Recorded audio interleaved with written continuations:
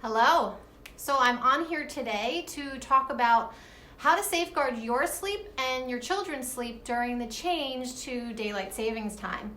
I've had a lot of requests about how I do this in my own home from my clients, so I wanted to just share this with you.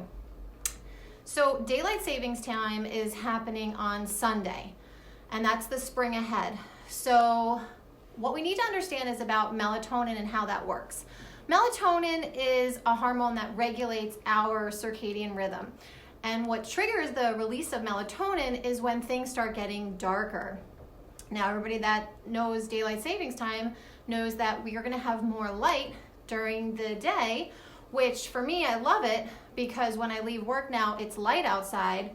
But for my son, he's not going to go willingly to sleep if it's light outside. So there's a couple of things that we need to do to safeguard that sleep routine. So what I want to do is talk about the idea of what Sunday looks like versus what Monday looks like. So Sunday, 7 o'clock is my son's bedtime.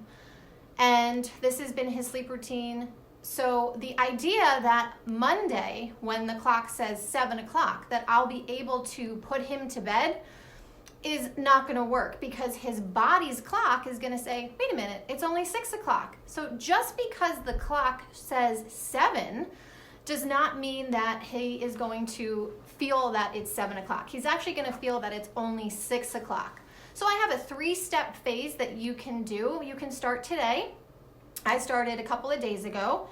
And the first thing is you want to dial back the bedtime by 15 minutes.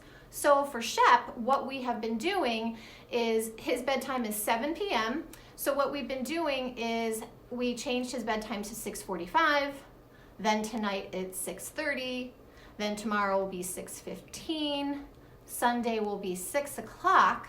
So when the change happens, the clock is going to read to me at 7 o'clock, but he's going to go willingly because he's going to feel that.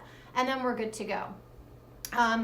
If I'm noticing that he's struggling with the 15-minute increments, I will just shorten it, maybe make it 10 minutes or 5 minutes. So you need to be flexible.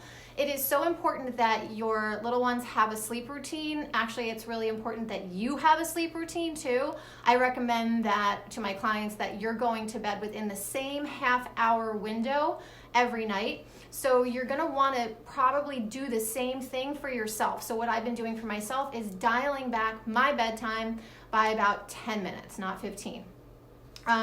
The other thing that you want to do, the second trick is, I'm just looking at my notes because I wrote them, I didn't want to miss anything. The second thing you want to do is you want to make sure that you are setting up for success.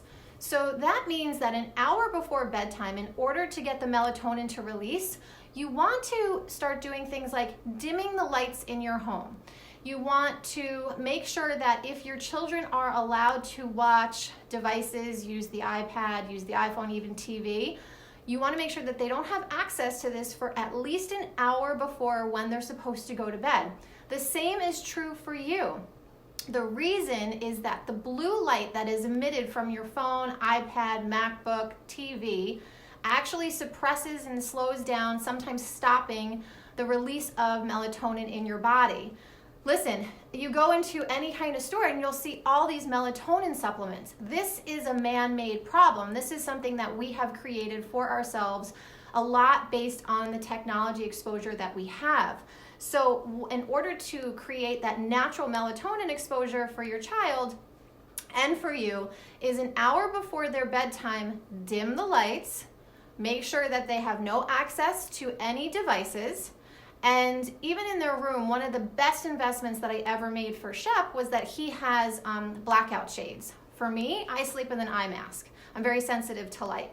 So these are just some tricks that you should try. And then finally, you really just want to stick to a routine. We as human beings operate best when our circadian rhythms are regular. So when we're changing with daylight savings time, and in the fall when we do this again, you're going to want to follow this script. It's just going to be in reverse. So I think that covers it all. If you have any questions, just drop them in the comments, send me a direct message.